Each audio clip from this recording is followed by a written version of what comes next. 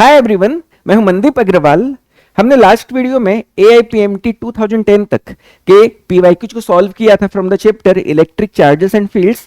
इस वीडियो में हम आगे के PYQs को सॉल्व करेंगे, जिसमें हमारे AIPMT प्रीलिम्स 2011 का क्वेश्चन है, a charge Q is enclosed bye a Gaussian spherical surface of radius capital R. If the radius is doubled, then the outward electric flux will be. Options are increase 4 times, option 2 remains the same, be reduced to half, be doubled. Obviously option 2 इस question का एकदम सही जवाब होगा। मैं समझाता हूं आपको। गॉस लॉ कहता है कि किसी भी क्लोज्ड सरफेस से लिंक होने वाले इलेक्ट्रिक फ्लक्स की वैल्यू उस क्लोज्ड सरफेस के द्वारा एनक्लोज्ड चार्ज की net value divided by epsilon not होती है। मैं समझाता हूं, एकदम ध्यान से सुनिएगा। मान लिया जाए कि ये एक सरफेस है, क्लोज्ड सरफेस है। इसके अंदर यहां पर मान लेते Q1 चार्ज है, यहां पर सपोज Q2 चार्ज है, यहां पर सपोज -Q3 चार्ज है, यहां पर Q4 चार्ज है और यहां पर मान लेते -Q5 चार्ज है। मैंने कुछ चार्जेस के डिस्ट्रीब्यूशन की यहां पर बात की है और मैंने क्लोज्ड सरफेस बनाया है और इस क्लोज्ड सरफेस को फिलहाल हम गॉसियन सरफेस कह देते हैं। तो अगर आपसे ये पूछा जाए कि इस क्लोज्ड सरफेस के लिए टोटल इलेक्ट्रिक फ्लक्स की वैल्यू क्या होगी, then the answer will be electric flux phi equal to, तो नेट एनक्लोज्ड चार्ज की वैल्यू हो जाएगी Q1 plus Q2 minus Q3 divided by epsilon naught. इसी को ही हम गॉस लॉ कहते हैं। किसी भी क्लोज्ड सरफेस के बाहर रहने वाले चार्जेस क्लोज्ड सरफेस से कभी भी फ्लक्स को लिंक नहीं करते। नेट फ्लक्स की वैल्यू आउटसाइड चार्जेस के लिए किसी भी क्लोज्ड सरफेस के लिए हमेशा फ्लक्स की वैल्यू जो होती है 0 होती है और हमेशा किसी भी क्लोज्ड सरफेस के लिए इलेक्ट्रिक फ्लक्स की तरफ पार्टिसिपेट करने के लिए कौन कंट्रीब्यूट करेगा? सिर्फ और सिर्फ अंदर रहने वाले चार्जेस, एनक्लोज्ड चार्जेस। तो इसे हम गॉस लॉ कहते हैं। अब क्वेश्चन के हिसाब से कह रहा है कि एक स्फेरिकल गॉसियन सरफेस है जिसकी रेडियस R है और इसके अंदर एक कैपिटल Q वैल्यू का चार्ज प्रेजेंट है। तो अगर मैं आपसे ये पूछूं कि इस स्फेरिकल गॉसियन सरफेस के लिए इलेक्ट्रिक फ्लक्स की वैल्यू क्या होगी, तो ऑब्वियसली आप आंसर देंगे phi equal to Q upon epsilon naught. इसमें कोई दो राय नहीं है। अब कहता है कि अगर हम इस गॉसियन सरफेस के रेडियस की वैल्यू को डबल कर दें तो फ्लक्स की वैल्यू क्या होगी। तो अगर आप रेडियस की वैल्यू को डबल कर देंगे तब उससे नेट एनक्लोज्ड चार्ज की वैल्यू में थोड़ी कोई बदलाव आने वाला है। अगर आप रेडियस की वैल्यू को डबल कर भी देते हो तो भी तो एनक्लोज्ड चार्ज की वैल्यू अभी भी Q मेंटेन रहेगी और क्योंकि Q से भी मुझे एप्सिलॉन नॉट को डिवाइड करना है to find the value of electric flux, तो डेफिनेटली इलेक्ट्रिक फ्लक्स की वैल्यू में कोई बदलाव नहीं आने वाला है। इलेक्ट्रिक फ्लक्स की value same to same maintain रहेगी और इसलिए हम यहां पर एक बात कंक्लूड कर सकते हैं कि जब तक किसी भी सरफेस के अंदर रहने वाले एनक्लोज्ड चार्ज की वैल्यू में कोई बदलाव नहीं करेंगे तब तक इलेक्ट्रिक फ्लक्स की वैल्यू गॉसियन सरफेस के शेप या फिर साइज के ऊपर डिपेंड नहीं करती। Electric flux does not depend on the shape of और the size of the Gaussian surface as long as the charge enclosed by the surface remains constant. और इसीलिए यहां पर आंसर ऑप्शन 2 होगा। मैं बिल्कुल उम्मीद करता हूं कि आपको ये सवाल समझ में आ गया होगा। अगले क्वेश्चन की तरफ चलते हैं। अगला क्वेश्चन अगेन AIPMT प्रीलिम्स 2011 का ही है। क्वेश्चन है 4 electric charges plus Q minus Q and minus Q are placed at the corners of a square of side 2L. The electric potential at point A midway between the two charges plus Q and plus Q each. देखिए मैं समझाता हूं। सबसे पहले आपको एक बात समझनी है कि जो इलेक्ट्रिक पोटेंशियल होती है वो एक स्केलर क्वांटिटी होती है और इलेक्ट्रिक पोटेंशियल किसी पार्टिकल के लिए आप किसी डिस्टेंस R पे अगर निकालना चाहें तो उस पोटेंशियल की वैल्यू होती है V equal to KQ by R, जहां पर Q हमारे पार्टिकल के चार्ज की वैल्यू होगी, R उस पॉइंट की दूरी होगी पार्टिकल से जिस पॉइंट पे आपको इलेक्ट्रिक पोटेंशियल निकालना होगा। K हमारा इलेक्ट्रोस्टैटिक्स कांस्टेंट है जिसकी वैल्यू 1/4 पाई एप्सिलॉन नॉट होती है और इलेक्ट्रिक पोटेंशियल एक प्योरली स्केलर क्वांटिटी है। पॉजिटिव चार्ज के लिए हम इलेक्ट्रिक पोटेंशियल के लिए जो वैल्यू पुट करते हैं Q की वो पॉजिटिव पुट करेंगे और अगर नेगेटिव चार्ज रहा तब उस केस में हम Q की जगह में उसका नेगेटिव साइन के साथ ही वैल्यू को पुट करते हैं। मतलब पॉजिटिव चार्ज के लिए पोटेंशियल की वैल्यू पॉजिटिव रहेगी, नेगेटिव चार्ज से बनने वाली इलेक्ट्रिक पोटेंशियल की वैल्यू नेगेटिव रहेगी। तो यहाँ पर टोटल 4 पार्टिकल्स हैं और पॉइंट A पे हमको इलेक्ट्रिक पोटेंशियल पूछा गया। तो हमें करना क्या होगा, इन चारों पार्टिकल्स के लिए पॉइंट A पे इलेक्ट्रिक पोटेंशियल फाइंड आउट करना होगा और उन सबका एल्जेब्रिक सम कर देना होगा। अब एल्जेब्रिक सम क्यों करना है हमको, क्योंकि इलेक्ट्रिक पोटेंशियल एक स्केलर क्वांटिटी होती है। तो नेट पोटेंशियल V की वैल्यू क्या हो जाएगी? तो चलिए सबसे पहले हम इस Q के लिए बात करते हैं। तो क्या हो जाएगा वैल्यू? तो मैं K की वैल्यू को एंड में पुट कर दूंगा। सो K Q अपॉन, अब क्योंकि हमारी स्क्वायर के साइड की वैल्यू 2L है, तो इस प्लस Q से लेकर के इस प्लस Q तक की लेंथ की जो वैल्यू होगी वो 2L होगी। और क्योंकि पॉइंट A मिड पॉइंट है, डेफिनेटली Q से लेकर के A तक की दूरी L होनी चाहिए। और इसीलिए यहाँ पर मैं L लिख देता हूं। ये लेंथ भी L है, ये लेंथ भी L है, ये 2L हो जाएगी, ये 2L हो जाएगी, और ये लेंथ भी 2L है। परफेक्ट। नाउ तो अगर मैं इस इस पॉजिटिव पार्टिकल के लिए, इस प्लस Q चार्ज के लिए अगर पॉइंट A पे इलेक्ट्रिक पोटेंशियल की बात करूं, तो डिस्टेंस की वैल्यू ऑब्वियसली मुझे यहाँ पे पुट करना है L। सिमिलरली अगर मैं इस प्लस Q चार्ज के लिए पॉइंट A पे इलेक्ट्रिक पोटेंशियल पूछूं, तो वैल्यू सेम आनी चाहिए। तो या तो आप इंटू 2 कर लो, या तो फिर एक बार और लिख दो। तो मैं एक बार और लिख देता हूं, कोई बात नहीं है। तो KQ/L यहाँ पर हमारी इलेक्ट्रिक पोटेंशियल की वैल्यू होगी ड्यू टू दिस चार्ज। अब बात करते हैं इस माइनस Q के लिए। So plus K। नाउ अब Q की जगह में तो माइनस Q आ जाएगा। मैंने जैसा कहा, पॉजिटिव पार्टिकल के लिए आपको चार्ज पॉजिटिव ही पुट करना है, नेगेटिव चार्ज के लिए आपको चार्ज नेगेटिव पुट करना है। अब बात करनी है डिस्टेंस की, तो डेफिनेटली मुझको इस कॉर्नर से लेकर के पॉइंट A तक की दूरी की रिक्वायरमेंट होगी, मुझको इस लेंथ की रिक्वायरमेंट है। तो ये L है और ये 2L है। तो पाइथागोरस थ्योरम की मदद से आप हाइपोटेन्यूज की वैल्यू निकाल सकते हैं। और हम जानते हैं H की value under root p square plus b square होती है। तो पी स्क्वायर हो गया 4L स्क्वायर, बी स्क्वायर हो गया L स्क्वायर, सम करूंगा तो हो जाएगा 5L स्क्वायर, के रूट की वैल्यू आ जाएगी रूट 5L। तो ऑब्वियसली इस माइनस Q के लिए पॉइंट A की दूरी रूट 5L हो जाएगी, और इस माइनस Q चार्ज के लिए भी पॉइंट A की दूरी सिमेट्री के बेसिस पे रूट 5L ही होगी। सो फाइनली हम आंसर के काफी क्लोज हैं। तो यहां पर मुझे पुट करना चाहिए अंडर रूट 5L। और अगर मैं बात करूं इस पार्टिकल के लिए भी तो सेम वैल्यू आएगी। तो अगेन आप या तो इंटू 2 कर देंगे, या तो फिर एक बार और लिख करके ऐड कर सकते हैं। तो मैं इंटू 2 कर देता हूं, चलो कोई बात नहीं है। So now this will be equal to, तो अगर मैं देखूं तो KQ इन तीनों टर्म से कॉमन है, तो KQ को मैं कॉमन ले लेता हूं, और L भी कॉमन है। तो L को कॉमन लेने से यहां पर बचेगा 1 + 1 that is 2 minus 2 by root 5। Perfect. Now अब मैं K की वैल्यू पुट कर देता हूं। तो K की वैल्यू हम जानते हैं 1/4 पाई एप्सिलॉन नॉट होती है। Q/L अपनी जगह पर है, दोनों टर्म से 2 भी कॉमन है, तो मैं 2 को और कॉमन ले लेता हूं। तो यहां पर मेरे पास बचने वाला है 1 - 1/√5। सो फाइनली अगर मैं देखूं तो मेरा आंसर मुझे मिल चुका है। So answer will B 2Q/4 pi epsilon not L into 1 - 1/√5। Option 3 इस क्वेश्चन का एकदम सही जवाब होना चाहिए, जो कि सही जवाब है भी। अगले क्वेश्चन की तरफ चलते हैं। अगला क्वेश्चन AIPMT मेंस 2011 से बिलोंग करता है। क्वेश्चन कहता है 3 charges each plus Q are placed at the 3 corners of an isosceles triangle ABC with sides BC and AC each equal to 2A. D and E are the midpoints of BC and CA respectively. The work done in taking a charge capital Q from D to E is, all right, मैं आपको समझाता हूं। देखिए question कह रहा है कि ABC एक आइसोसेलेस ट्रायंगल है, जिसमें हमको बोला है BC एंड AC दोनों इक्वल लेंथ वाली हैं, और इनकी लेंथ की वैल्यू हमें 2A गिवन है। कहता है कि D and E BC and AC के मिड पॉइंट्स हैं। तो अगर एक कैपिटल Q के चार्ज को हम D से लेकर के E तक शिफ्ट कर दें, तब उस पर्टिकुलर केस में कितना वर्क करना पड़ेगा, what will be the work done, है ना।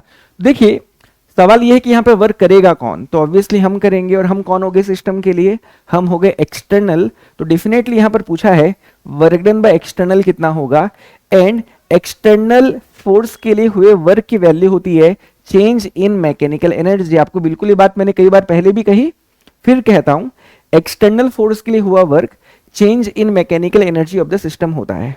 अब यहां पर हमें D से लेकर के E तक चार्ज को रख देना है, एंड A B C पे प्लेस्ड चार्जेस को हमने बिल्कुल भी नहीं मूव करवाया है। तो यहां पर सिस्टम की इनिशियल काइनेटिक एनर्जी भी 0 है, सिस्टम की फाइनल काइनेटिक एनर्जी भी 0 है, और इसीलिए यहां पर जो भी मैकेनिकल एनर्जी में बदलाव आएगा या आ सकता है वो पोटेंशियल एनर्जी के बदलाव के कारण होगा। और यहां पर हम कंसिडर कर रहे हैं कि चेंज इन काइनेटिक एनर्जी 0 है, एंड वैसे भी काइनेटिक एनर्जी को लेकर कोई जानकारी है भी नहीं, तो हम यही मान करके चल रहे हैं कि काइनेटिक एनर्जी का जो बदलाव है वो जीरो है, और इसीलिए डेल्टा के अगर जीरो है तो चेंज इन मैकेनिकल एनर्जी की value change in potential energy के इक्वल होनी चाहिए, इसमें कोई दो राय नहीं है। नाउ अब अगर हम डेल्टा यू की वैल्यू फाइंड आउट करते हैं तो जो भी हमारी डेल्टा यू की वैल्यू आएगी वही हमारे इस पर्टिकुलर केस में वर्क की वैल्यू भी होगी। तो आपको यहाँ पर फाइनली क्या फाइंड आउट करना है, आपको फाइंड आउट करना है डेल्टा यू। अब देखिए आप डेल्टा यू को कैपिटल क्यू टाइम्स जिसको हमने मूव करवाया इनटू डेल्टा वी भी लिख सकते हैं। आपको ये फॉर्मूला बिल्कुल याद होना चाहिए। Change in electric potential energy होता है charge times change in electric potential. ये बिल्कुल एक बहुत इंपॉर्टेंट फॉर्मूला जो आपको पता होना चाहिए।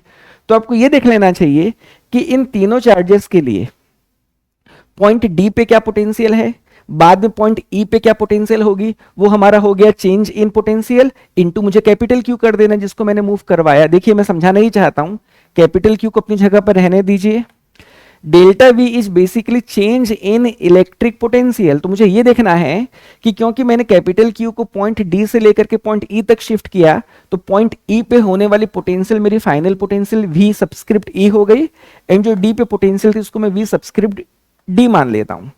तो अगर मैं कैपिटल क्यू से we subscript E minus we subscript D को मल्टीप्लाई कर दूं तो मुझे आंसर मिल जाएगा। तो लेकिन देखिए क्योंकि AC एंड BC दोनों इक्वल लेंथ की हैं और D and E mid point है तो डेफिनेटली सिमेट्री से मैं बिल्कुल ये बात कंक्लूड कर सकता हूं कि इन तीनों चार्जेस के लिए पॉइंट D पे पोटेंशियल की जो भी वैल्यू आएगी सिमेट्री के कारण पॉइंट E पे पोटेंशियल की सेम टू सेम वैल्यू आनी चाहिए। देखिए B एंड C के लिए पॉइंट D मिड पॉइंट है, similarly point A and point C के लिए पॉइंट E मिड पॉइंट है। तो डेफिनेटली इन दोनों के लिए पॉइंट E पे जो पोटेंशियल होगी B एंड C के लिए भी पॉइंट D पे सेम पोटेंशियल होगी, एंड अगेन पॉइंट D के लिए A की जो दूरी है पॉइंट E के लिए B की वही दूरी है। तो सिमेट्री से अगर आप देखेंगे तो इन तीनों चार्जेस A B C पे प्लेस्ड तीनों चार्जेस के लिए जो पोटेंशियल की वैल्यू D पे आएगी पॉइंट E पे भी सेम पोटेंशियल आएगी, और इसीलिए VE माइनस VD की वैल्यू कितनी आ रही है 0, एंड Q इंटू 0 की वैल्यू हो जाएगी 0, और इसीलिए इस केस में वर्क की वैल्यू होनी चाहिए 0। सो ऑप्शन फोर्थ के साथ जाना चाहेंगे। ऑप्शन फोर्थ इस क्वेश्चन का एकदम सही जवाब होगा। अगले क्वेश्चन की तरफ चलते हैं। अगला क्वेश्चन अगेन AIPMT मेंस 2011 से बिलोंग करता है। क्वेश्चन कहता है the electric potential V at any point XYZ in space is given by V equal to 4x square volts. The electric field at the point 1, 0, 2 in volt per meter each. All right, देखिए मैं समझाता हूं, और इस तरह का question पहले भी AIPMT में आया हुआ है और मैंने काफी डिटेल में आपको समझाया हुआ है, बट एक बार मैं और समझा रहा हूं अच्छे से, एकदम ध्यान से सुनिएगा। इलेक्ट्रिक फील्ड एक वेक्टर क्वांटिटी है जिसकी x axis y axis and z axis के अलग कंपोनेंट्स हो सकती है। तो हम अगर इलेक्ट्रिक फील्ड की वैल्यू चाहते हैं या फिर इलेक्ट्रिक फील्ड चाहते हैं with the help of electric potential, तब हमारा एक्सप्रेशन बनता है component of electric field along x axis will be equal to minus del v upon del x. Similarly, component of electric field along y axis will be minus del v upon del y, and component of electric field along z axis will be equal to minus del v upon del z. ये बात हमने कही थी। del v upon del x का मतलब होता है partial differentiation of potential with respect to x. इसका ये मतलब है जब मैं v को x के रेस्पेक्ट में डिफरेंशिएट करूंगा y एंड z को कांस्टेंट लूंगा। यहां पर हम जब v को y के रेस्पेक्ट में डिफरेंशिएट करेंगे x एंड z को कांस्टेंट लेंगे, और यहां पर जब हम v को z के रेस्पेक्ट में डिफरेंशिएट करेंगे तब हम x एंड y को कांस्टेंट लेंगे। तो बिल्कुल यहां पर माइनस हमारी इक्वेशन का हिस्सा है। तो v की वैल्यू हमें 4x स्क्वायर गिवन है, तो अगर मैं उसको x के रेस्पेक्ट में डिफरेंशिएट करूं तो 4 कांस्टेंट है बाहर, 4 कांस्टेंट होने के कारण बाहर x स्क्वायर के डिफरेंशिएशन की वैल्यू हो जाएगी 2x। सो फाइनली मुझे मिलने वाला है -8x। जहां तक ई वाई का सवाल है तो क्योंकि 4x स्क्वायर y के लिए कांस्टेंट है तब यहां पर component of field along y axis will be 0। Similarly z के रेस्पेक्ट में भी अगर मैं डिफरेंशिएट करूं तब वैल्यू हमें ई जेड की 0 मिलने वाली है। मतलब ये समझ में आ गया कि जो हमारी फील्ड है वो ई एक्स आई कैप ही रहेगी। जहां तक E y j cap and E z k cap का सवाल है वो 0 है। तो फाइनली हमारी इलेक्ट्रिक फील्ड की जो मैग्नीट्यूड होगी वो ई एक्स ही रह जाएगी। और अगर मुझको पॉइंट यहां पर गिवन है 1, 0, 2 तो डेफिनेटली मुझको इस ई एक्स के एक्सप्रेशन में एक्स की वैल्यू 1 पुट करनी है। वाई जेड का तो जिक्र है नहीं इस एक्सप्रेशन में, तो वाई जेड को लेकर के वरीड मत रहिए। आपको सिंपली क्या करना है, यहां पर x की जगह में 1 पुट कर देना है। तो अगर मैं x की जगह में 1 पुट कर दूं, क्योंकि आपको जिस पॉइंट पे इलेक्ट्रिक फील्ड पूछी गई है उस पॉइंट में x कोऑर्डिनेट की वैल्यू 1 है, तो यहां पर 1 पुट कर दो। So -8 into 1 will be equal to how much, it will be -8 and definitely unit will be volt per metre. So यही इस क्वेश्चन का करेक्ट आंसर होगा। और अगर आपको डायरेक्शन की बात करनी है तो डेफिनेटली ये नेगेटिव एक्स एक्सिस की तरफ हो जाएगा and magnitude will be equal to 8। तो आप आंसर चेक कर लो। So it will be 8 along negative x axis. Option वही 1 ही सही हो गया, अदर ऑप्शन चेक करने की जरूरत नहीं है। देखिए यहाँ पर जो माइनस आई के पाया ना मेरा डायरेक्शन, क्योंकि मुझे डायरेक्शन वाइज भी बताना है तो डेफिनेटली मुझको E equals to E x i cap की मदद लेनी थी। तो यहाँ पर ई एक्स की वैल्यू तो 8 आ रही है और माइनस आई कैप ये बता रहा है कि फील्ड का direction along negative x axis है और इसीलिए ऑप्शन 1 इस क्वेश्चन का एकदम सही जवाब हुआ। अगर मान लेते हमारे एक्सप्रेशन में y एंड z भी होता तब मैं y की वैल्यू 0 एंड z की वैल्यू 2 वहां पर पुट किया होता एंड अकॉर्डिंगली हम प्रॉब्लम को सॉल्व किए होते। अगले क्वेश्चन की तरफ चलते हैं। अगला क्वेश्चन AIPMT मेंस 2011 से ही है। What is the flux through a cube of side A if a point charge small q is at one of its corner. Answer इसका ऑब्वियसली कितना होगा, Q/8 एप्सिलॉन नॉट। ऑप्शन 4 इसका एकदम obvious answer है। मैं समझाता हूं कैसे, एकदम ध्यान से सुनिएगा। देखिए ये आपका मान लो क्यूब है और इस क्यूब के एक कॉर्नर में हमने स्मॉल q के चार्ज को रख दिया है। अब मैं अगर आपसे ये पूछूं क्या इस क्यूब के लिए मेरा ये जो चार्ज q है वो एनक्लोज्ड है, तो आप आंसर देंगे बिल्कुल नहीं। और हमने गॉस लॉ में क्या सीखा, हमने गॉस लॉ में सीखा कि किसी भी क्लोज्ड सरफेस से लिंक होने वाले इलेक्ट्रिक फ्लक्स की वैल्यू होती है कितना चार्ज उस सरफेस ने एनक्लोज्ड किया है डिवाइडेड बाय एप्सिलॉन नॉट। तो डेफिनेटली यहां पर जो स्मॉल q है वो कॉर्नर पे रखा हुआ है, तो कॉर्नर में रखे होने के कारण थोड़ी बहुत फ्लक्स इससे लिंक तो करेगी, बट क्योंकि एनक्लोज्ड नहीं है तो डेफिनेटली मैं इस फॉर्मूले को फिलहाल इस क्यूब के लिए यूज तो नहीं कर सकता। लेकिन अगर मैं काम करूं कि मैं इस चार्ज q को सिमेट्रिकली एनक्लोज्ड कर दूं तो क्या होगा, तब मैं इस फॉर्मूले को यूज कर सकता हूं। और इसे सिमेट्रिकली एनक्लोज्ड करने के लिए आपको 7 और क्यूब्स को यहां पर इमेजिन करना पड़ेगा, विजुअलाइज करना पड़ेगा। एक काम करो, आप इस क्यूब के लेफ्ट में क्यूब इमेजिन करो और 2 क्यूब पीछे इमेजिन करो, तो उससे क्या होगा कि हमारा ये जो चार्ज है उसका लोअर हाफ सिमेट्रिकली एनक्लोज्ड हो जाएगा।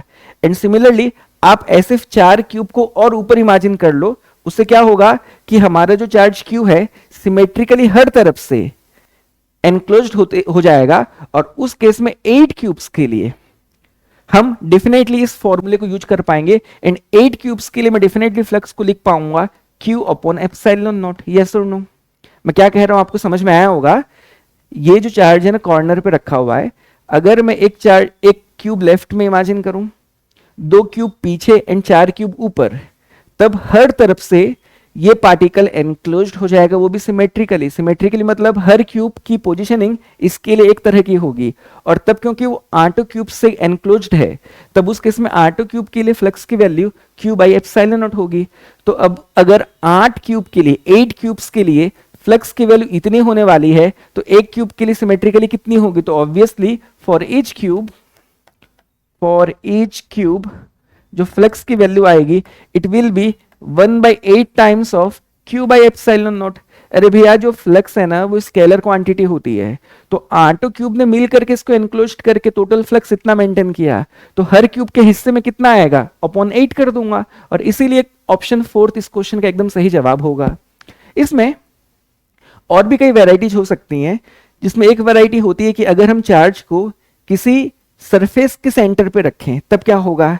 तो सरफेस के सेंटर में अगर आप रखे हो तो आप एक क्यूब लेफ्ट की तरफ और इमेजिन कर लो। मान लिया जाए समझाने के लिए बस, यहां पर मान लो सेंटर में चार्ज क्यू रखा गया होता, तो एक तरफ तो ये एनक्लोज्ड है बट दूसरी तरफ ओपन है, तब इस केस में आप क्या करते, आप इसी तरह का एक क्यूब को लेफ्ट में और इमेजिन कर लेते।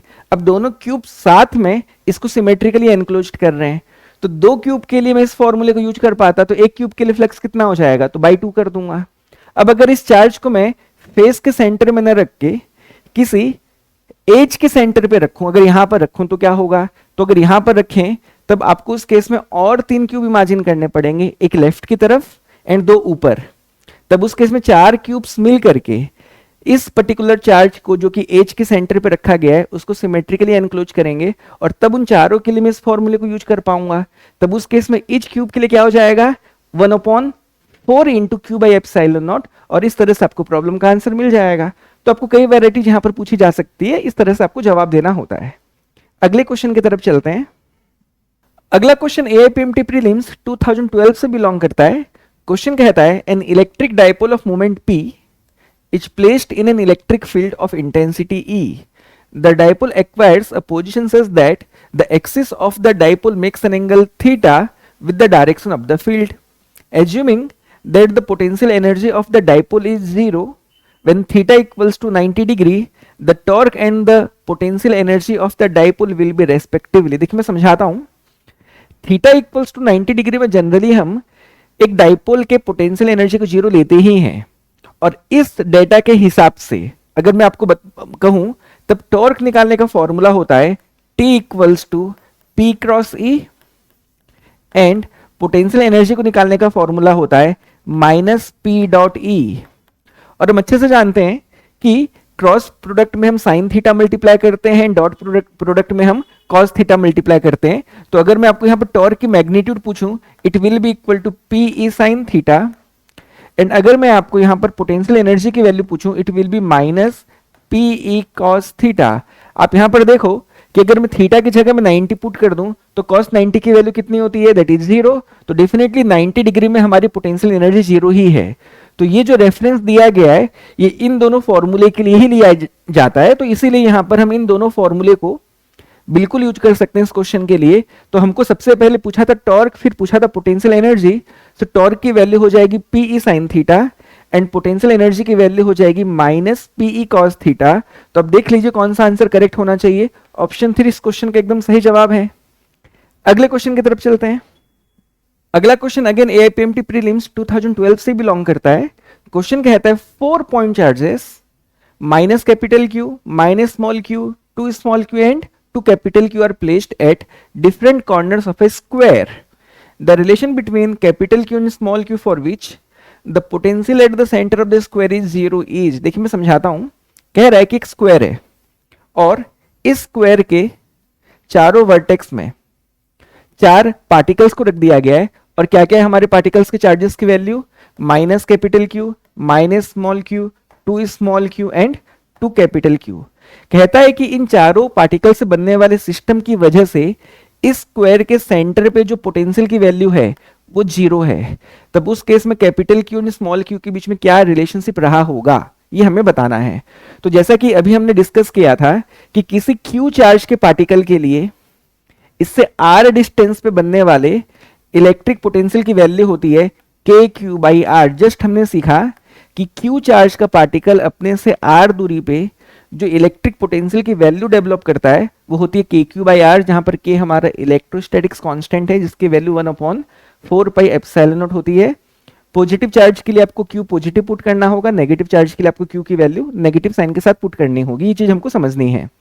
अब क्योंकि यहाँ पर 4 पार्टिकल्स हैं तो चारों के लिए मैं यहाँ पर सेंटर पे इलेक्ट्रिक पोटेंशियल की एक्सप्रेशन को लिखूंगा, सबका एल्जेब्रिक सम करूंगा। एल्जेब्रिक सम इसीलिए क्योंकि इलेक्ट्रिक पोटेंशियल एक स्केलर क्वांटिटी है, और फिर फाइनली उसको 0 के इक्वल कर दूंगा और सॉल्व करने से मुझे आंसर मिल जाएगा। नाउ क्योंकि यहाँ पर चारों के चारों पार्टिकल्स को हमारे स्क्वायर के कॉर्नर पे या फिर वर्टेक्स पे रखा गया है, तो चारों पार्टिकल्स के सेंटर से जो दूरी होगी वो सेम रहेगी, ऑब्वियस बात है। और इस दूरी को मैं मान लेता हूं r। क्या फर्क पड़ता है, हमने दिया हुआ नहीं है बट मैं वर्टेक्स से लेकर के सेंटर की दूरी को r मान लेता हूं, एंड हर एक पार्टिकल के लिए जो दूरी होने वाली है वो सेम रहेगी, दैट इज r। तो नाउ अब अगर मैं आपसे ये पूछूं इस माइनस q के लिए सेंटर पे कितनी इलेक्ट्रिक पोटेंशियल की वैल्यू होगी, तो ये हो जाएगी k minus capital Q upon r। अब अगर मैं इस माइनस स्मॉल क्यू के लिए पूछूं so k into minus q upon r. अगर इस 2q के लिए पूछूं k into 2q by r, and इस 2 कैपिटल Q के लिए पूछूं तो k times of 2 capital Q by r, और इन सब का जो सम होगा वो हमें बोला है कि 0 है। This is equal to 0, so implies that. आप देखेंगे k बाई आर सभी के सभी टर्म से कॉमन है, कॉमन लेकर के मैं 0 से डिवाइड कर देता हूं। फाइनली यहां मिलेगा मेरे पास minus capital Q minus small q plus 2 small q plus 2 capital Q equal to 0. So implies that minus capital Q plus 2 capital Q हो जाएगा plus capital Q, minus small Q plus 2 small Q हो जाएगा plus small Q equals to 0. So finally capital Q की value minus small Q आ जाएगी और यही इस क्वेश्चन का एकदम सही जवाब होना चाहिए. सो आंसर में ऑप्शन 3 के साथ जाना चाहूंगा एंड ऑप्शन 3 इस क्वेश्चन का एकदम सही जवाब है. अगले क्वेश्चन की तरफ चलते हैं.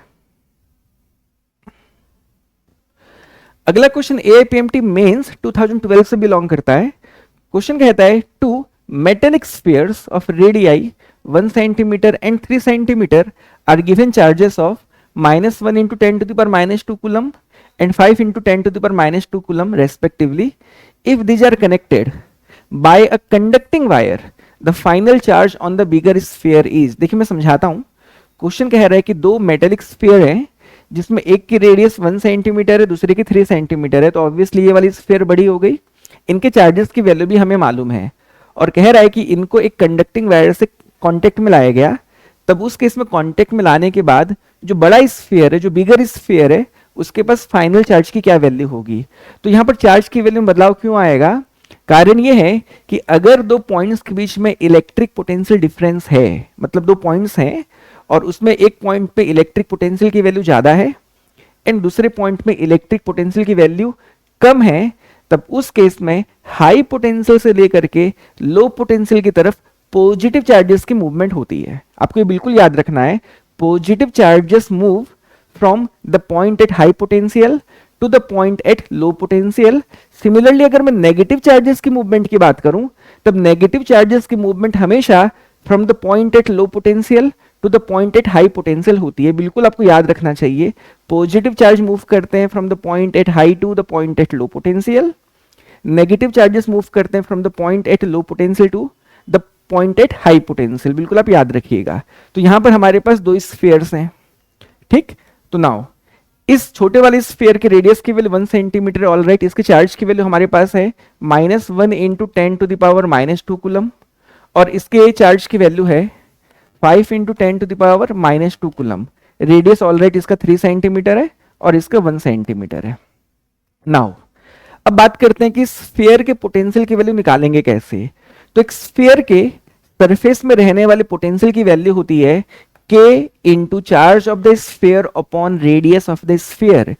किसी भी मेटेलिक स्फीयर के या स्फीयर के सरफेस में जो इलेक्ट्रिक पोटेंशियल की वैल्यू होती है वो होती है के क्यू बाई आर, जहां पर आर हमारे स्फीयर के रेडियस की वैल्यू होती है, क्यू स्फीयर के चार्ज की वैल्यू होती है और के हमारा अगेन इलेक्ट्रोस्टैटिक कांस्टेंट है जिसकी वैल्यू 1/4 पाई एप्सिलॉन नॉट होती है और 1/4 पाई एप्सिलॉन नॉट की value 9 into 10 to the power 9 होती है. ये बात आपको बिल्कुल पता है. तो यहां पर मैंने ये भी कहा था इलेक्ट्रिक पोटेंशियल फाइंड आउट करने के दौरान डेफिनेटली जो चार्ज का नेचर है उसके साथ ही हमको चार्ज की वैल्यू पुट करनी होती है. पॉजिटिव चार्ज के लिए आपको क्यू की वैल्यू पॉजिटिव साइन के साथ पुट करनी है, नेगेटिव चार्ज के लिए आपको चार्ज की वैल्यू नेगेटिव साइन के साथ पुट करनी होती है. तो अगर मैं देखूं तो इसका चार्ज पॉजिटिव है और इसका चार्ज क्या है, देखो नेगेटिव है. तो डेफिनेटली इसका पोटेंशियल नेगेटिव है, इसका पोटेंशियल पॉजिटिव है. तो किसकी पोटेंशियल ज्यादा है? डेफिनेटली इसकी पोटेंशियल ज्यादा होगी ना. पॉजिटिव चार्ज वाले स्फीयर की पोटेंशियल की वैल्यू पॉजिटिव है, नेगेटिव चार्ज वाली स्फीयर की पोटेंशियल नेगेटिव है. तो डेफिनेटली ये हाई पोटेंशियल में होगा और ये लो पोटेंशियल की तरफ होगा. एंड हाई पोटेंशियल से लेकर के लो पोटेंशियल की तरफ क्यू चार्ज की मूवमेंट हो जाएगी और क्यू यहां पर डेफिनेटली पॉजिटिव चार्ज ही रहा होगा, है ना. अगर पॉजिटिव चार्ज मूव करेगा तो हाई पोटेंशियल से लो पोटेंशियल की तरफ, नेगेटिव चार्ज मूव करेगी तो लो पोटेंशियल से हाई पोटेंशियल की तरफ करती है. बिल्कुल आपको समझना है. ठीक, अब देखो, तो अगर मान लिया जाए इस स्फीयर से क्यू चार्ज चला गया, तब इस स्फीयर के पास अब कितना चार्ज बचेगा? तो डेफिनेटली यहां पर मुझे माइनस क्यू कर देना चाहिए, है ना. और इसके पास अगर प्लस क्यू चार्ज चला आया तब इसके चार्ज की वैल्यू यहां पर प्लस क्यू हो जानी चाहिए. देखो क्यू का जो नेचर होगा वो पॉजिटिव होगा. अगर मैं राइट वाली स्फीयर से लेफ्ट वाली स्फीयर की तरफ चार्ज को मूव करवा रहा हूं, मतलब प्लस क्यू चार्ज मूव किया, तो इसके पास जितना पॉजिटिव चार्ज था उससे क्यू चार्ज कम हो गया और इसके पास जितना नेगेटिव चार्ज था उससे प्लस क्यू चार्ज ऐड हो गया. और अब सवाल यह है कि चार्जेस की मूवमेंट कब तक होती रहेगी? चार्जेस की मूवमेंट तब तक होती रहती है जब तक दोनों के पोटेंशियल की वैल्यू सेम ना हो जाए. तो पहले ये हाई पोटेंशियल में था, ये लो में था, बट चार्जेस की मूवमेंट के बाद अब फाइनली उन दोनों के पोटेंशियल की वैल्यू सेम हो जाएगी, मतलब अब दोनों स्फीयर्स के पोटेंशियल की वैल्यू सेम है, और इसलिए मैं क्या लिख सकता हूं, तो इसके लिए लिख सकता हूं मैं के चार्ज की वैल्यू लिखूंगा -1 into 10⁻⁻² plus Q divided by इसके रेडियस की वैल्यू जो कि 1 सेंटीमीटर है, तो मैं 10⁻² मीटर कर देता हूं, मस्ट बी इक्वल टू, याद रखना है हाई टू लो या लो टू हाई, जो भी चार्जेस मूवमेंट हुई पॉजिटिव या नेगेटिव, और तब तक होगी जब तक पोटेंशियल सेम ना हो जाए। अब इसकी पोटेंशियल का एक्सप्रेशन क्या बनेगा, it will B k into 5 into 10⁻² minus Q divided by इसकी रेडियस जो कि हमको 3 इंटू 10⁻² मीटर गिवन है। तो देखो यहाँ पर क्या क्या कैंसिल हो रहा है, तो के कैंसिल हो गए, 10⁻² 10⁻² कैंसिल हो गया, तो फाइनली क्रॉस मल्टीप्लाई करना है मुझे, तो क्रॉस मल्टीप्लाई करता हूं, तो ये 3 मल्टीप्लाई हो जाएगा, तो हो जाएगा ये -3 into 10⁻² into 3q plus 3q equal to 5 into 10⁻² minus q. All right, यहां तक तो समझना बहुत आसान है। अब देखिए इस नेगेटिव टर्म को मैं LHS से RHS की तरफ ले लेता हूं, तो ये +3 इंटू 10⁻² हो जाएगा, और इस 5 इंटू 10⁻² से ऐड होकर के RHS में क्या मिलेगा मुझको, 5 + 3 दैट इज 8 इंटू 10⁻², और इस माइनस क्यू को मैं LHS की तरफ ले लूंगा, तो इस 3q के साथ ऐड होकर के हो जाएगा 4q। तो फाइनली q की अगर मैं वैल्यू पूछूं, it will be equal to 8/4 that is 2 into 10⁻² coulomb, और यही इस क्वेश्चन का सही जवाब होना चाहिए। तो हमको यहां पर पूछा क्या गया था, हमको पूछा गया था final charge on the bigger sphere. हमको ये नहीं पूछा गया है कि कितने चार्ज की मूवमेंट हुई है, हमें पूछा गया है कि स्फीयर के पास रहने वाला, बड़े स्फीयर के पास रहने वाले फाइनल चार्ज की वैल्यू क्या है। तो देखो पहले इसके पास कितना चार्ज था, 5 इंटू 10⁻² कूलम, और कितना चला गया, 2 इंटू 10⁻² कूलम, तो दोनों का डिफरेंस क्या हो जाएगा, तो 10⁻² को कॉमन ले लो, 5 - 2 will be 3, so 3 into 10⁻² coulomb, option 4th इस क्वेश्चन का एकदम सही जवाब है। अगर आपको यह पूछा जाता कि कितना चार्ज का मूवमेंट हुआ, तब 2 इंटू 10⁻² कूलम इस क्वेश्चन का सही जवाब हुआ होता। ठीक है, अगले क्वेश्चन की तरफ चलते हैं। अगला क्वेश्चन नीट 2013 से बिलोंग करता है। क्वेश्चन कहता है A, B and C are 3 points in a uniform electric field. The electric potential is, all right, देखिए बहुत इंपॉर्टेंट क्वेश्चन है, हाईली कॉन्सेप्चुअल क्वेश्चन, और बिल्कुल मैं काफी डिटेल में समझाऊंगा, एकदम ध्यान से सुनिएगा, एकदम शिद्दत के साथ सुनिएगा, है ना, बहुत ज्यादा इंपॉर्टेंट क्वेश्चन है। मैंने आपको कहा था कि electric potential and electric field दो अलग अलग तरीके हैं एक चार्जेस के सराउंडिंग में डेवलप्ड प्रॉपर्टी को अलग अलग वे में एक्सप्लेन करने के लिए। मैंने कहा था कि अगर एक चार्ज्ड पार्टिकल को अपन या किसी चार्ज को कहीं रखते हैं, तब उसके सराउंडिंग में वो एक फिजिकल क्वांटिटी को डेवलप करती है, वो अपने सराउंडिंग में एक प्रॉपर्टी डेवलप करती है।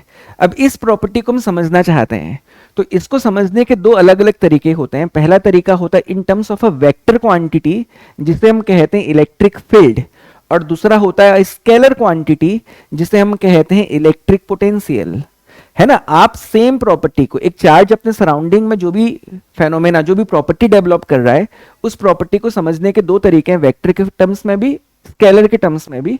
वेक्टर के टर्म्स में उस प्रॉपर्टी को कहते हैं इलेक्ट्रिक फील्ड, स्केलर के टर्म्स में उस प्रॉपर्टी को कहते हैं इलेक्ट्रिक पोटेंशियल।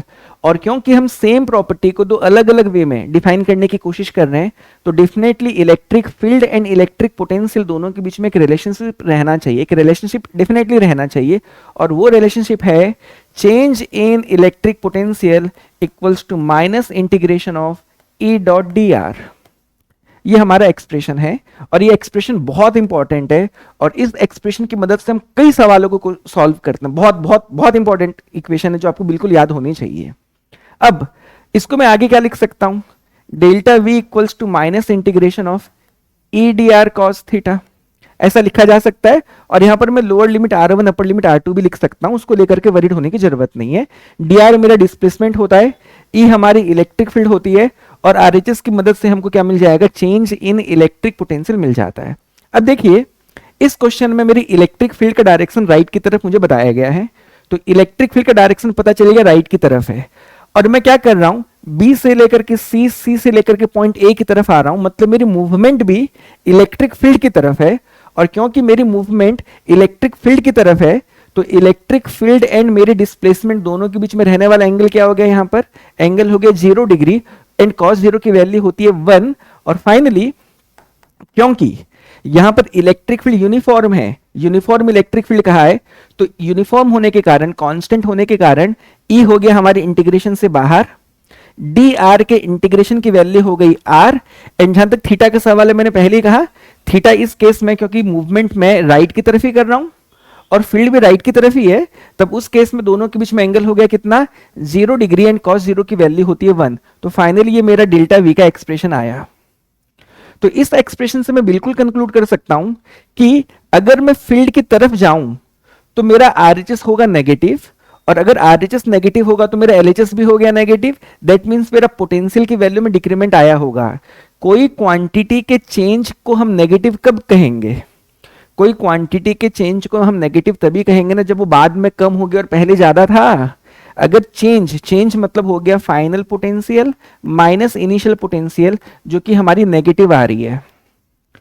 तो अगर हमारा बाद का पोटेंशियल पहले के पोटेंशियल से छोटा रहा होगा तभी ना डिफरेंस की वैल्यू नेगेटिव आएगी। तो इससे हम क्या कंक्लूड करें कि फील्ड की तरफ अगर मूव करें, अगर हम फील्ड की तरफ जाएंगे तो हमारी पोटेंशियल की वैल्यू में कमी आती जानी चाहिए, पोटेंशियल कम होती चली जानी चाहिए।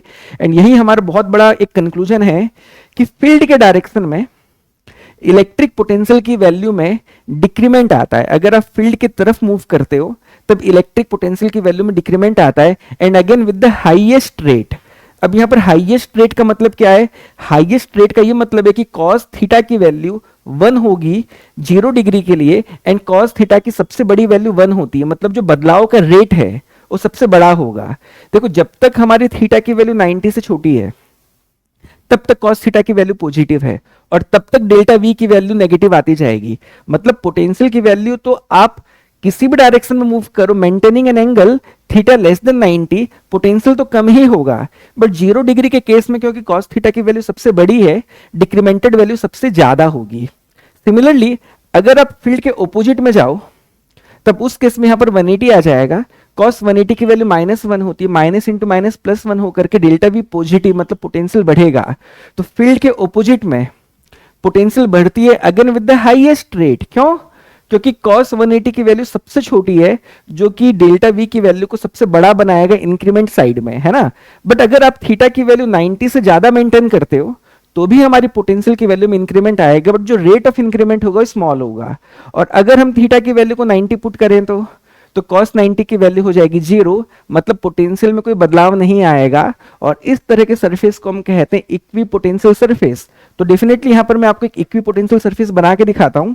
ये हमारी एक इक्वी पोटेंशियल सरफेस है, क्योंकि फील्ड एंड डिस्प्लेसमेंट दोनों के बीच में एंगल 90 डिग्री है, और 90 डिग्री में अगर मैं मूव करूं तो cos 90 0 होकर के डेल्टा भी 0 हो जाएगा, और इसीलिए हमारे पोटेंशियल में कोई बदलाव नहीं आएगा। तो अब अगर हम ऑप्शंस देखें तो बहुत इजीली हम आंसर को जज कर सकेंगे। तो देखिए आप ऑप्शन पढ़िए, पहला ऑप्शन क्या कहता है, same at all the 3 points A B and C. बिल्कुल गलत स्टेटमेंट है ना। मैक्सिमम एट ए, ये बात भी गलत होगी। मैंने क्या कहा, potential decreases in the direction of field. Field की तरफ आओगे तो पोटेंशियल में कमी आएगी, तो सबसे छोटा पोटेंशियल ए में होना चाहिए, बोलते मैक्सिमम है, ये बात भी एकदम गलत है। मैक्सिमम एट बी, ये बात एकदम सही है। क्यों?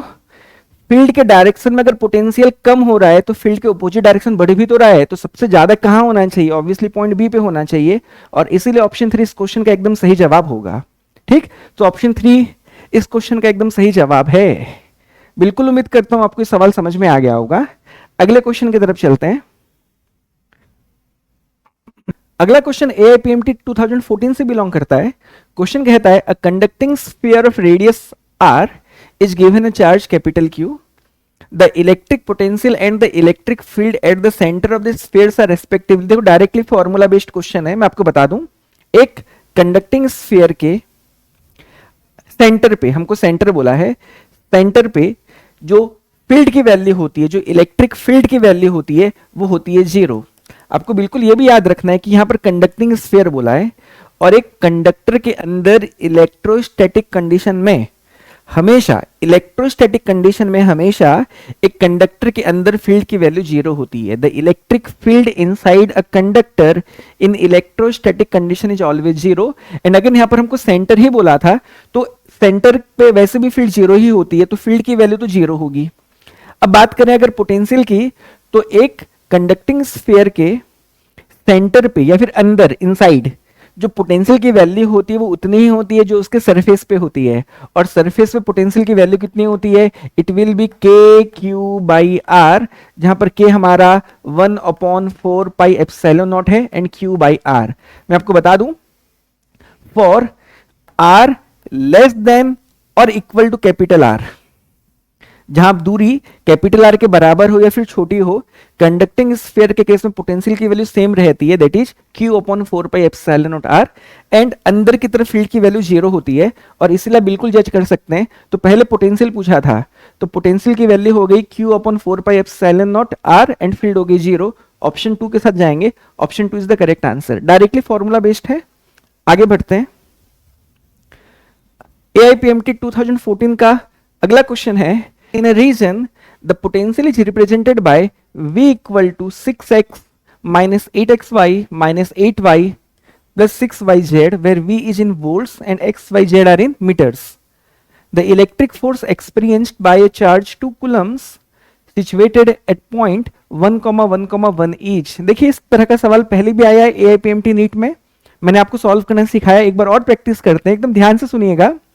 कह रहा है कि एक पर्टिकुलर प्लेस में इलेक्ट्रिक पोटेंशियल का एक्सप्रेशन ये था, है ना, वहां पर जो इलेक्ट्रिक पोटेंशियल थी वो इस एक्सप्रेशन के साथ डिफाइन की जा रही थी। तो अगर वहां पर एक पॉइंट 1,1,1 पे एक 2 कूलम के चार्ज को रख दें, तब उस पर कितना इलेक्ट्रिक फोर्स लगेगा। तो देखिए हम जानते हैं कि इलेक्ट्रिक फोर्स होता है चार्ज इनटू इलेक्ट्रिक फील्ड। तो यहां पर चार्ज की वैल्यू तो 2 कूलम हमें मालूम है। तो अगर मुझको इस पॉइंट पे जहां पर मुझे फोर्स पूछा गया है, इस पॉइंट की अगर मुझे इलेक्ट्रिक फील्ड मिल जाए तो मैं इलेक्ट्रिक फोर्स निकाल बैठूंगा। तो यहां पर सबसे पहला काम होगा मेरा इलेक्ट्रिक फील्ड निकालना, और मैंने ऑलरेडी आपको इलेक्ट्रिक पोटेंशियल की मदद से इलेक्ट्रिक फील्ड निकालना सिखाया। मैंने कहा था कि इलेक्ट्रिक फील्ड एक वेक्टर क्वांटिटी है जिसकी तीनों एक्सिस के अलोंग 3 कंपोनेंट्स हो सकती हैं, और हम उनकी कंपोनेंट्स निकालते हैं। E x equals to minus del V by del x, ये हो जाएगी हमारी component of field along x axis. Similarly हम component of field along y axis निकालेंगे minus del V by del y से, and component of field along z axis को निकालेंगे minus del V by del z से। ये हम जानते हैं। और यहाँ पर जो del V by del x है, ये v का पार्शियल डिफरेंशिएशन है with respect to x। Partial differentiation का ये मतलब है कि यहां पर जब मैं v को डिफरेंशिएट करूंगा x के रेस्पेक्ट में, तब मैं y एंड z को कांस्टेंट कंसीडर करूंगा। सिमिलरली जब मैं ई वाई के लिए v को y के रेस्पेक्ट में डिफरेंशिएट करूंगा, तब मैं x एंड z को कांस्टेंट लूंगा, एंड जब मैं z के रेस्पेक्ट में डिफरेंशिएट करूंगा तब मैं x एंड y को कांस्टेंट लूंगा। ठीक है, तो चलिए सॉल्व करते हैं। तो यहां पर माइनस मेरे एक्सप्रेशन का हिस्सा है तो रहने दिया जाए। अब v को डिफरेंशिएट करो, तो पोटेंशियल के एक्सप्रेशन में टोटल 4 टर्म है, पहला, दूसरा, तीसरा एंड चौथा। इन चारों टर्म्स को हमें डिफरेंशिएट करना है। तो 6x का डिफरेंशिएशन में 6 कांस्टेंट बाहर, x के रेस्पेक्ट में डिफरेंशिएशन हो गया 1। नाउ माइनस, अब 8xy में 8y कांस्टेंट हो गया, तो 8y को मैं बाहर ले लिया, क्या बचा मेरा x, एंड x का अगेन x के रेस्पेक्ट में डिफरेंशिएशन हो गया 1। अब बात करते हैं माइनस 8y की, तो माइनस 8y x के लिए तो कांस्टेंट है, तो इसका डिफरेंशिएशन हो गया 0, एंड 6yz भी x के लिए कांस्टेंट है, तो इसका डिफरेंशिएशन भी हो गया 0। सो फाइनली मुझे ये वैल्यू मिल गई। अब मुझे कौन से पॉइंट पे फील्ड की रिक्वायरमेंट है? 1,1,1, तो मुझे x की वैल्यू 1, y की वैल्यू 1 और z की वैल्यू 1 लेनी है। तो एक्सप्रेशन में खाली y है, तो y की जगह मैं 1 पुट कर देता हूं। तो यहां पर 1 पुट करने से क्या मिलेगा? So minus 6 minus 8 into 1 is 8, 6 minus 8 is -2, -2 into minus will be equal to +2 volt per metre, या फिर न्यूटन पर कूलम भी आप लिख सकते हो। और इस तरह से हमें component of field along x axis मिल गई। अब निकालते हैं component of field along y axis. So E y हो जाएगा हमारा minus del V by del y, this will be equal to, so minus हमारे एक्सप्रेशन का हिस्सा है, 6x का y के रेस्पेक्ट में डिफरेंशिएशन 0, माइनस 8x कांस्टेंट बाहर, y का y के रेस्पेक्ट में डिफरेंशिएशन कितना 1। नाउ अब बात करते हैं यहां पर, सो -8y में -8 कांस्टेंट बाहर, y का y के रेस्पेक्ट में डिफरेंशिएशन कितना, that will be equal to 1। अब बचा मेरे पास +6yz, तो इसमें +6z कांस्टेंट है, बचा y, अगेन y का y के रेस्पेक्ट में डिफरेंशिएशन हो जाएगा 1। तो ये मेरा एक्सप्रेशन आ गया। सो फाइनली माइनस इनटू, अब मुझे x एंड z की वैल्यू 1 1 पुट करनी है, y तो है नहीं, तो यहां पर अगर मैं पुट करूं 1 तो ये हो जाएगा -8 प्लस z की जगह भी 1 पुट करूंगा तो ये हो जाएगा 6। सो फाइनली क्या मिलने वाला है, -8 हो गया -16 प्लस 6 हो जाएगा -10 into minus will become +10 Newton पर कूलम और वोल्ट पर मीटर, जो आपको लिखना लिख सकते हैं।